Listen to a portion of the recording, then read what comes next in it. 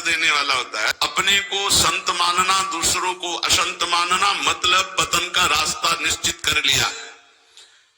आचार्य चरण कह रहे, क्वाहम तुच्छा परम अधमा प्राण हो गर्ह कर्मा, कहा मैं तुच्छ अधम अपराध करने वाला। अपने को असंत और दूसरों को संत माने। सातवां, दूसरों के दोष देखना और उनको प्रकाशित कर देना, ये केवल गुरु की वृत्ति में होना चाहिए। वो अपने शिष्यों के दोष देखकर उसे प्रकाशित करके नष्ट कर दे। बकाया साधक को ये कभी वृत्ति नहीं रखनी चाहिए कि दूसरों के दोष देखकर और उनको प्रकट करना, चुगली करना। अगर साधक किसी के दोष देखता है तो उसी के सामने उसको फटकारे, तब तो मित्र माना जाएगा। और उसके चले जाने के बाद यदि पीछे चर्चा करता है तो उसे निंदा करते हैं, निंदा करने से पाप लगेगा। तुम्हारे अंदर वही दोष बहुतायत मात्रा में जागृत हो जाएगा। शब्द याद कर लो।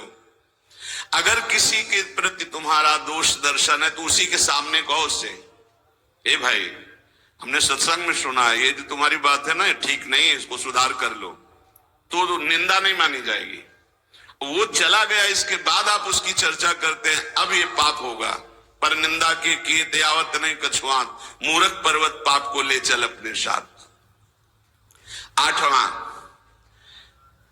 किसी भी मनुष्य का ना शरीर से अपमान, न वाणी से अपमान और न मन से उसके नाश का चिंतन। जो तुम्हारा अहित कर रहा है, तुम्हारी निंदा कर रहा है, तुम्हारा अपमान कर रहा है, तो तुम्हें लौट कर अपमान नहीं करना। यह सिद्धांत है भगवत प्राप्ति का।